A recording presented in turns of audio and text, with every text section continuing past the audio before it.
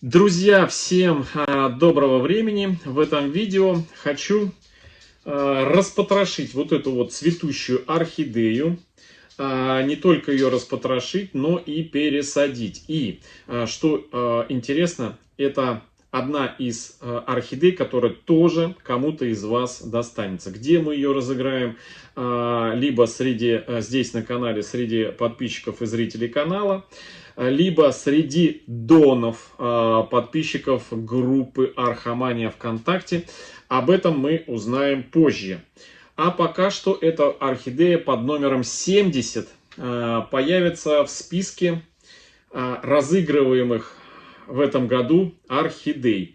60 мы разыграли в прошлом году, а еще, наверное, столько же, как минимум, в этом году разыграем из моей коллекции еще орхидей. И 10 у нас уже есть, вот это вот 10-я. Вот это вот 10-я орхидея, половина из которых в апреле уже у нас разыграется. Так, ну что, я уже сказал, что здесь у нас галыш в противовес лежал, потому что прошлое цветение у нее было вот пенечек от цветоноса. Он был огромным, цветонос, и орхидею прям заваливало. Пришлось укладывать вот такой галыш в противовес.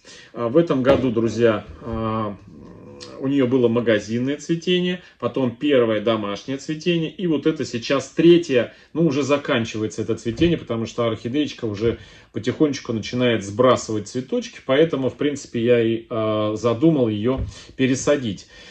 И так, чтобы будущий ее мамка или будущий ее папка могли видеть, что это за такая вот кораллово-лилового окраса, нарбона, что-то такое монзовское, да, нарбона монзовская, вот нарбона где-то там есть, в кущерях вон тех сзади стоит, и, точнее, не монза там стоит, а нарбона в другом комнате, вот там, за дверью еще стеллаж с орхидеями цветущими. И вот что-то такой окрас, но только в размере, вот в таком вот маленьком, сразу свидетельствую ее размер. Она такая, сколько диаметр? Ну, где-то у нас уверенные 4,5 сантиметра. Уверенные 4,5 сантиметра, очень хорошая. Вообще это она была мини, маленькая. И вот она у нас разрослась вот так вот, но это максимально, то есть она больше не будет. Размер у нее такой ближе к миди размеру, и она мультифлорного цветения будет. То есть если ее ухаживать хорошо за ней, она будет радовать большим таким обширным цветением. Так, ну что, как сажать буду и во что сажать, это мы сейчас все узнаем в процессе видео. Но для начала нам нужно ее вот отсюда, друзья, выпотрошить. А здесь у нас корней, обалдеть. И причем, на самом деле, друзья, эти корни у нас, я так полагаю, даже и не получится безболезненно извлечь из этого горшка. Почему? Потому что ряд корней у нас, смотрите, прям вышел и обратно туда зашел. То есть я даже не представляю, как, ну, придется, наверное, горшок этот как-то раздербанивать, что ли. Вот. Ну, давайте подумаем. У нас в самом горшке тоже куча корней. Тоже куча корней. Вообще жалко, конечно, ей резать столько наросших корней, друзья. Но я скажу честно, что если мы и срежем, то у этой орхидеи вырастет еще немало. Так, ладно, давайте все-таки попробуем срезать. Вот. Я сейчас по периметру пройду вот так вот, перережу вот этими ножничками, вот эти перемычки между дырочками. Вот. И пока буду перерезать, в общем, пока буду потрошить, друзья, я хочу ответить на вопросы, которые задали в предыдущем видео про, так, сейчас скажу, про фитиль, баховой фитиль и про кокосовые чипсы.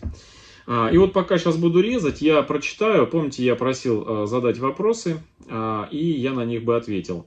И вот, значит, такой вопрос. Георгий, скажите, пожалуйста, я правильно поняла, поливочная вода должна впитаться к вечеру. Если не впиталась, то сливаем. А фитиль маховой до следующего полива должен полностью просохнуть или по цвету корней ориентироваться. Может, у меня неважный мох, но мне кажется, что он и за месяц не высыхает, и корни возле него зеленые. Переживаю, чтобы не перелить. На что надо ориентироваться? Вот, хороший вопрос.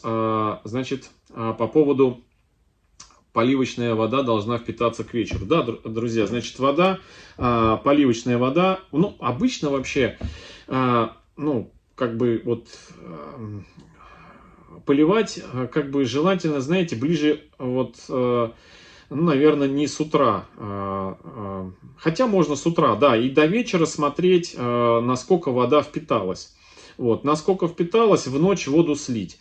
Раньше я практиковал в ночь, наоборот, поливал, и до утра что впиталось, то впиталось, а что осталось, утром просто сливал. В любом случае, несколько часов нужно подождать. Но мох должен промокнуть за эти несколько часов, ну, как минимум на 2/3 высоты или на 3/4. Это важный момент. Если он не промокает, значит, ну, либо мох не совсем хорошо уплотнен, слишком рыхлый, ну, либо, я не знаю, по каким еще может причинам, ну, может еще причина быть, что мох не сфагнум, а какой-то там непонятный. Вот. Когда поливать, на что обращать внимание? Вот было видео у нас на канале, называется, 2 видео даже. Я в этих видео делился тем, значит, как я пытался подружиться с мхом сфагнумом. Вот если я ссылку найду, я вставлю видео на это видео, но есть, по-моему, плейлист у нас, так и называется, мох сфагнум для орхидей. И вот там, в этом видео, я рассказываю, как вообще орхидеи сажать в мох, как уплотнять, как это моховое кольцо делать. Рассказываю, как засекать, как просыхает. Ведь у всех разная температура на самом деле дома. Это во-первых. Во-вторых, сажаем корни орхидеи в мох с разным количеством. Да? Орхидея может быть маленькая, мало корней, может быть много корней.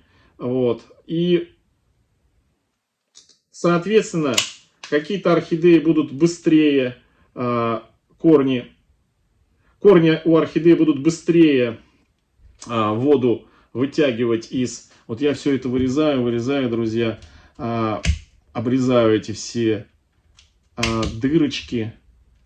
На самом деле не так-то это и просто, я бы так сказал, потому что корней много. Одно дело, когда один корень вот, вылез, а совсем другое дело, когда здесь много корней вылезло в эту серединку. Вот, и я сейчас... Вот, ну, безболезненно здесь все равно не получится, потому что здесь прямо из одной дырки прям 2 корня вылезло.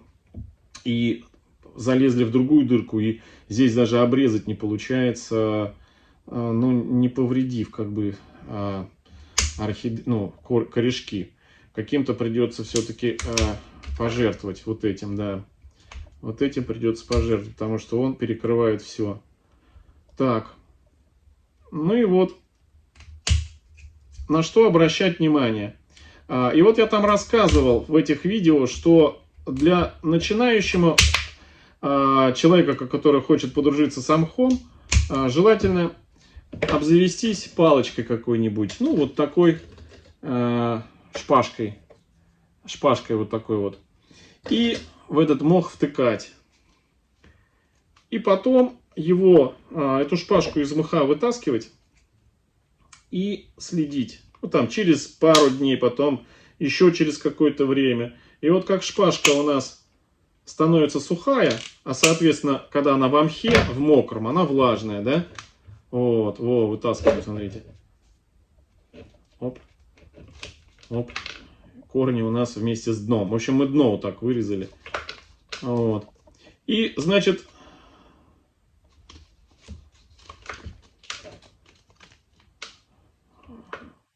безболезненно. Жалко, горшочек такой маленький, хороший.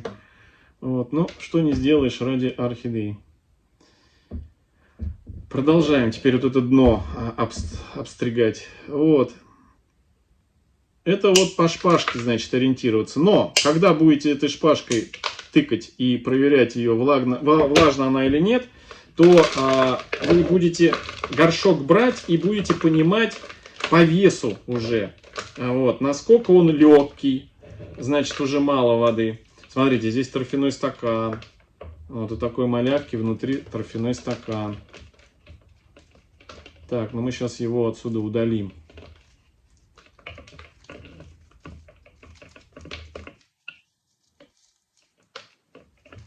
Вот, то есть в первую очередь нужно ориентироваться на мох.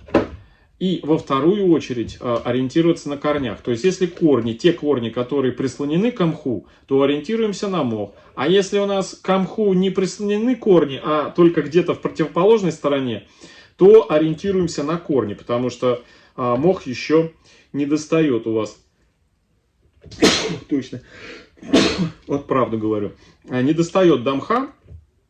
Вот, и, соответственно, корни не увлажняются. Ну, я надеюсь, понятно объясняю, да? Потому что не все могут сразу научиться сажать так, чтобы корни прилегали к мху. Вот, либо какая-то большая их часть прилегала к мху. Вот, ну, я просто в каждой посадке говорю, что более-менее живые, хорошие, работающие корни, вот такие зеленые, прислонять к мху. И ориентироваться именно на мох. Если не получилось, мох вот здесь, а корней нету, да, то ориентируемся на корни, а не на мох. Вот, как корни посеребрились, так поливаем. А если вот все, корни и мох, то, ну и надо сажать корни и мох на самом деле. Вот тогда на мох ориентируемся. Ой, мне туда за пазуху попало.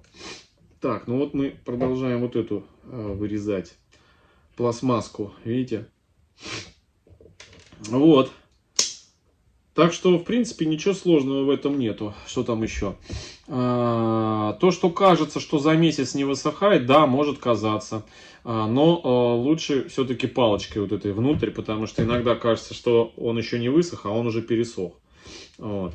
Так тоже бывает. Так. Следующий вопрос. А нельзя ли тот мох, который покрылся плесенью, пролить чем-то от плесени? Ну, я уже показывал в предыдущем видео. А другие брикеты не попробовали, они тоже такие, может, все-таки партия неудачная. Пробуем, друзья, пробуем другие брикеты, посмотрим. Но, опять же, ну, как говорится, не хочется покупать задорого, да. Одно дело купить за 40 рублей, там, за 50 рублей, да, литр. И совсем другое за 400 рублей литр, да. И думать, ой, та партия или не та партия. Чувствуете разницу, да? Если, ну, мое мнение, если что-то дорого продается и позиционируется как супер элитная вещь, то она должна соответствовать этому. То есть она действительно должна быть максимально элитная. Человек заплатил деньги и не должен, мне кажется, с бубном танцевать. Вот. Думать, что там. Так, все-таки не получается у нас тут. Обрезаем корень. Вот, один и второй. Да. Ну, а куда деваться? Вот так. Ну, какие-то мы все равно спасли корни. Там, где не получается, там не получается. Так, следующий вопрос, какой там был? Так, здравствуйте, хотела бы услышать про пеностекло. Уточнить, как-то в видео вы упомянули, что пеностекло забирает влагу из корней, когда пересыхает. В связи с этим вопрос, как поливать такую посадку, как у вас? Это мы сажали кокосовые чипсы, да? Вот, пеностекло и кокосовые чипсы. Это оттуда вопрос. Так, сейчас, друзья, вот здесь колечко. Опа. Опа. О. Есть такое дело. И дальше вопрос, значит, как поливать такую посадку, как у вас, что пора, по корням, чтобы пеностекло не начало вредить. Спрашиваю, потому что у меня есть такая посадка, и я иногда не понимаю, некоторые корни еще зеленые, а отдельные, которые я вижу в глубине через зазор в грунте, уже серые. Что в таком случае делать? Ну, по поводу, значит, пеностекла. Когда я об этом говорил, я говорил про чистое пеностекло. Именно про посадки в чистое пеностекло. Да, пеностекло, оно в нем быстро просыхает. Оно не тянет корни, воду не тянет, оно быстро просыхает на самом деле. И это проблема. То есть пеностекло, оно как хорошо в себя вбирает, но тоже так же быстро и просыхает. И поэтому вот эти поры, из которых, собственно, в которые и усеяны эти кусочки пеностекла, нужно заглушить, прикрыть. Поэтому в это пеностекло мы добавляем кору, добавляем еще какие-то влагоемкие компоненты. Пеностекло хороший аэратор, то есть он и впитыватель воды и хорошо помогает аэрировать грунт. Поэтому если его смешать с корой влагоемкой, либо вот с кокосовыми чипсами, как мы это сейчас делаем, это компоненты, которые будут точнее пеностекло, в пеностекле удерживать воду. То есть оно не будет быстро просыхать и сушить корешки. Так, и не будет сушить корешки. То есть вкупе с дополнительными добавками пеностекло будет изумительным компонентом по удерживанию внутри воды себя, и в то же время оно же не органическое, оно не сжимается, оно твердое, да, то есть оно своими кусочками помогает воздуху в грунте циркулировать, то есть это очень нравится корням, очень нравится корням. Так, еще колечко, не колечко, здесь корень плохой, вот так. Так, ну, практически, можно сказать, вот эти корни мы спасли. Вот. Хотя, конечно, можно было бы их и обрезать. Вот. Корней здесь и так у орхидеи достаточно, в принципе. Но мы не могли видеть этого. Все в горшке. Все зачистили. Все. Продолжаем. Теперь можно уже потрошить дальше.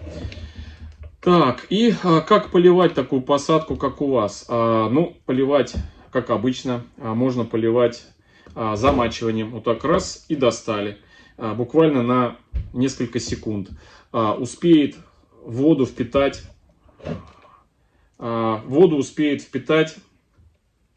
как раз таки пеностекло моментально. И удержит в себе эту воду. Слушайте, тут прям такой нарост. Смотрите. Знатный круг корней. Вот, и прям пучок. Такой прям здоровский. Тут даже есть, друзья, белый корень. Не часто такое увидишь. Прям белый. Вот он. Смотрите, белый. То есть на него вообще свет не попадал. И он вырос без фотосинтеза. Так, чищу от основания торфяной стакан. Подрезаю гнилые корни. Да, друзья, вот это запустил, что называется, орхидею. заросла вся. Обрезаю корни сухие, вот, чтобы долезть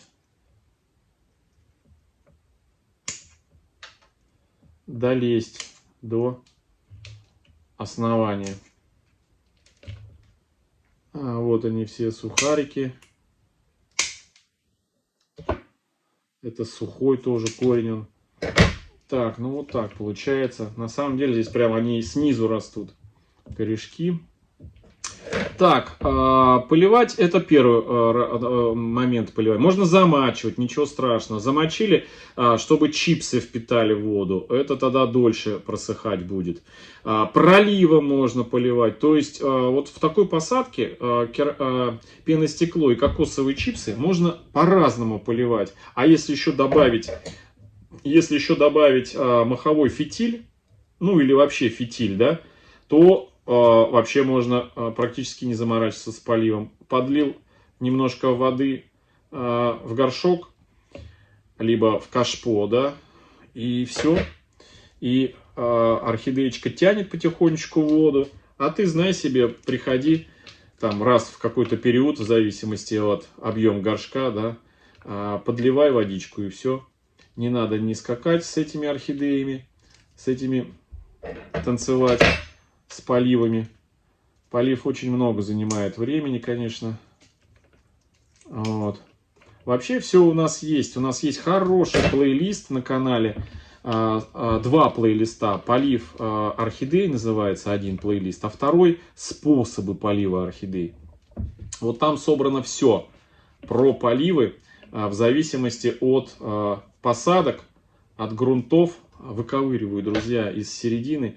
Корнями все обросло, выковыриваю этот торфяной стакан маленькими кусочками. Потому что получается прям, он как в клетке. А прутья у клетки это корни. Вот, он оброс со всех сторон. Его надо, он уже гниет. Вот, его надо, разлагается. Его надо вытащить отсюда. Так, следующий вопрос. Скажите, у меня есть сухие кокосовые чипсы, нарезанные кубиками. Их перед посадкой нужно обязательно мочить или можно сажать сухие? Друзья, вот хороший такой вопрос, знаете. Когда-то, когда первый раз я эти кокосовые чипсы попробовал, и да, на сухую, думаю, ну, мокрые они как-то прилипают, вот, сухие они так хорошо, ну, засыпаются в грунт, ну, хорошо и хорошо. А потом, знаете, хорошо, что я посадил орхидею, знаете, ну, такая глубокенькая посадка была, то есть верх грунта в горшке, он был на несколько сантиметров ниже бортиков самого горшка. Ну и все. И когда я полил, кокосовые чипсы, они же как бы расширяются, набухают. И все. Орхидею подняло, то есть весь этот грунт поднялся на несколько сантиметров на этих и чуть не вывалилось. Вот, прям вровень получилась посадка. Поэтому кокосовый чипс, конечно, лучше мочить и такими уже размягшими их использовать, потому что они расширяются немножко. Вот. И если этого не сделать, то высока вероятность, что просто орхидея у вас из горшка вывалится. Вот, такое может быть. Так, ну вот теперь мы тут... Корни у нас, наверное, не получится особо распутать. Какие-то мы обрезали, а этих корней остались запутанными какие-то части. Поэтому смысла, в принципе, нету распутывать, друзья, до конца. Главное освободить вот от грунта. То, что какой-то корень там подсохнет в горшке, в принципе, ничего страшного. Вот. Это обычное явление у корней, которые живут от полугода до 3 лет. Ну, отсохнет и ничего страшного. А с учетом того, что у нас посадка будет, я бы так сказал... Так, сейчас вот я вытащу вот этот вот. Так. Посадка будет у нас... Вот торчит обрезанный корень, я не пойму, где он. заканчивается. Посадка будет у нас в полуорганический грунт. Вот, поэтому бояться каких-то гнилостных процессов не стоит. То есть это распространяться не будет, как минимум. Так, ну вот так вот, да? Так, обрезанный корень я удаляю. Вот распутываю, от макушки срезал корень. И он теперь вот здесь вот тянется, зелененький, такой хорошенький. Но он обрезанный, я его обрезал. Потому что он вначале был испорченный. Так, ну вот все, вот так вот у нас все это получается. Воздушные корни, друзья, я эти тоже убираю в орхидеи. Они нам не нужны. Вот, совсем, от слова совсем. Ну, один можно оставить, вот этот. Ну, или вот эти тоже можно оставить. Все. Лист, значит, вот этот я убираю. Он не нужен. Он слишком низко. Вот так вот. И теперь очищаем от чешуек предыдущих лет основание. Даем возможность новым корням лезть.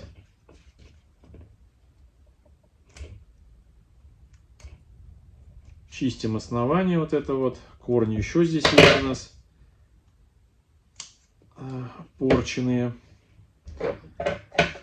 Так, ну, в общем, какие вопросы я, не знаю, ответил на все ли. Вот так, вот этот корень тоже надо достать. Где он тут у нас?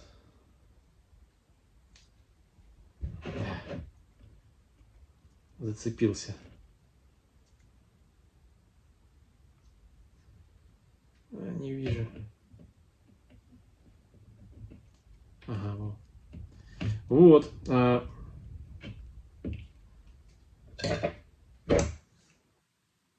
Опа. Так. Ну вот так вот у нас это получается. Зачистили. Чешуйки еще поснимаем. Надеюсь, орхидея у нас еще немножко подцветет. Посмотрим на ее состояние. Если все будет с ней хорошо, то мы ее пораньше разыграем. Если будет адаптироваться подольше, то попозже разыграем. Вот. Так, в общем, вот так у нас это все получается. Так, ну что, подчистили. Вот, теперь я... Вот. Значит, сейчас я ничем не буду ее обрабатывать.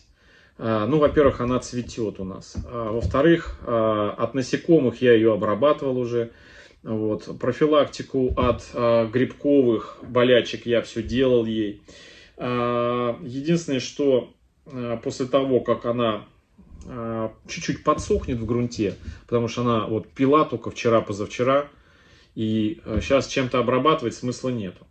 Вот. А когда она чуть-чуть подсохнет, можно будет ее чем-нибудь антистрессом обработать. Вот. Стимулятором для роста, например, янтарной кислотой, тоником для листьев орхидей обработать ее можно будет. Но это мы проделаем в следующий раз.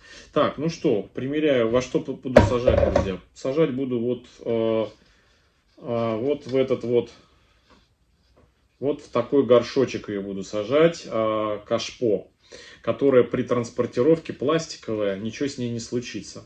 Я бы с удовольствием посадил бы в стеклянный фужер эту орхидею, но боюсь просто, что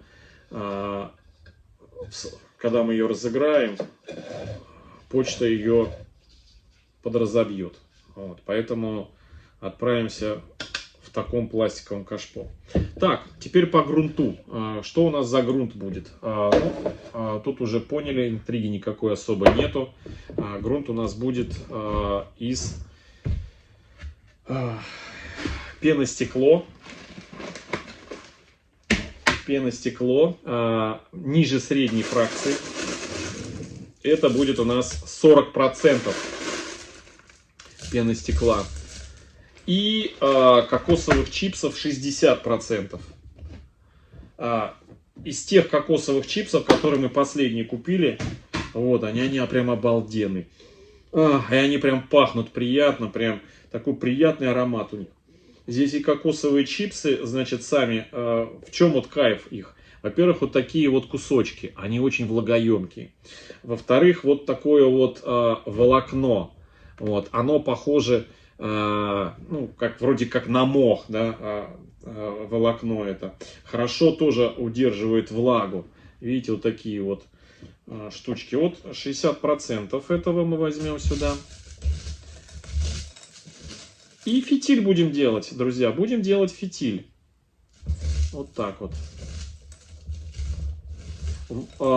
Значит, кокосовые чипсы очень влагоемкие сами по себе.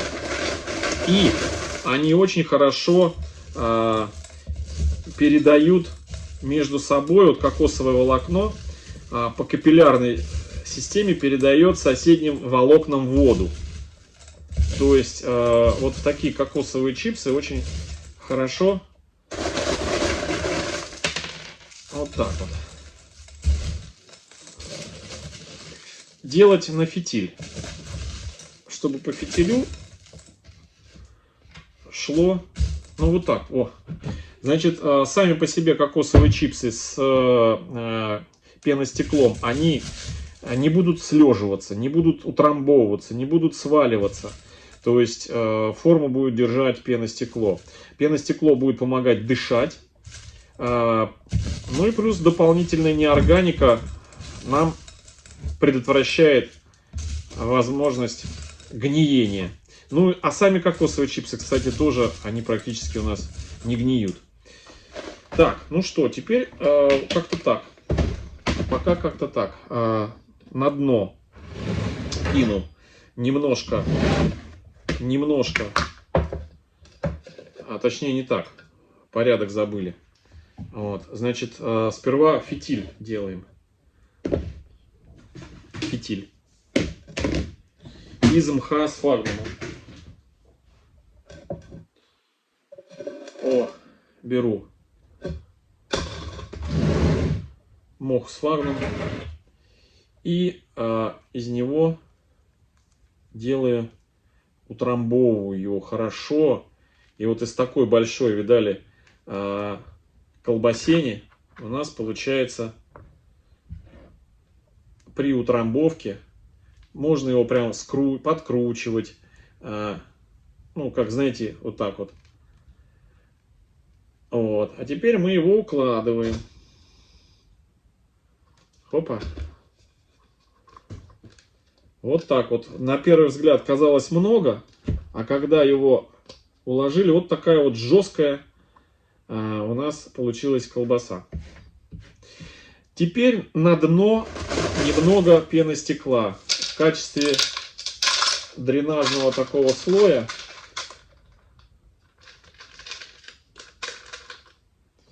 Вот. Немножко кокосовых чипсов. На что лягут корни у нас.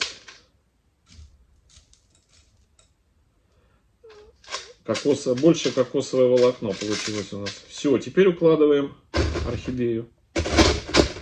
Вопрос, знаете, вот белого цвета, вопрос на любителя на самом деле. Кому-то нравится, кому-то не нравится наличие белого цвета. Мне вот, честно говоря, ну, знаете, нормальный вид. Нормальный вид и нравится все. Кому не нравится, ну, не надо сажать. В чем проблема? Просто некоторые заходят в комментарии и начинают категорично отзываться по поводу белого цвета, что не очень красиво, какой-то непонятный вид цемента, еще что-то такого. Вот. Так, ну вот так вот. Сейчас мы ее, друзья, с вами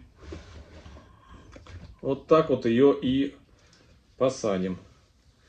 Уверен, что листья сами по себе больше по размеру не будут. Вот. С этой надеждой и усаживаем. Вот. Посередине. И чтобы все у нас держалось, мы еще можем галышиком приложить для устойчивости у основания.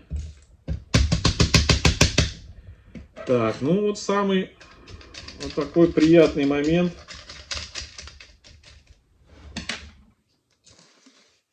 Это тетрис.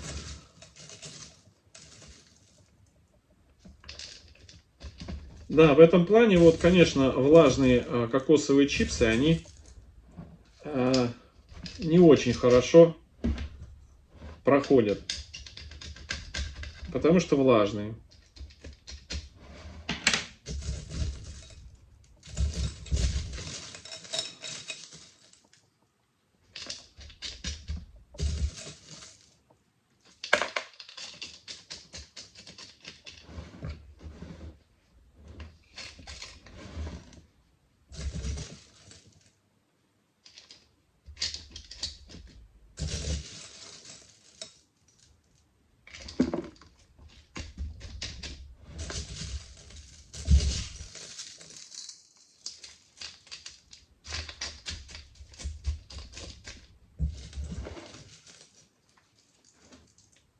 Опа-опа.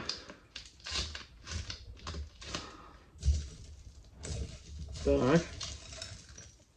Близится к завершению.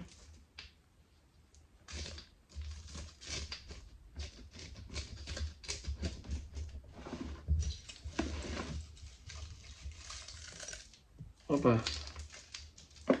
Да, и в таком грунте, друзья, никакие насекомые нам не страшны, которые могли бы откладывать личинки какие-нибудь.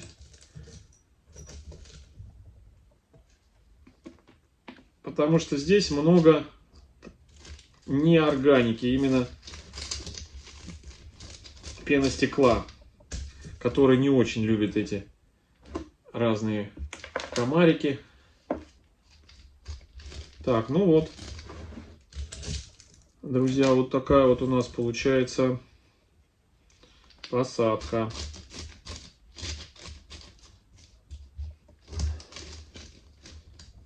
Сверху немножко я подсыпаю кокосовые чипсы, чтобы они между кусочками пеностекла закрывали эти продухи, чтобы не так быстро вода испарялась. Вот. Так. У нас вот сюда надо немножко завалилось, да?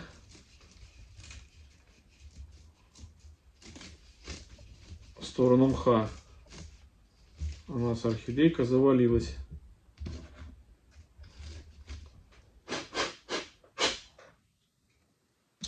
Так, ну все. Вот такая вот получилась у нас посадка. Вот такая вот красотка.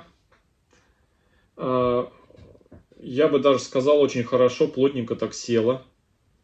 Здесь у нас есть воздушный карман, за корнями наблюдать. Вот.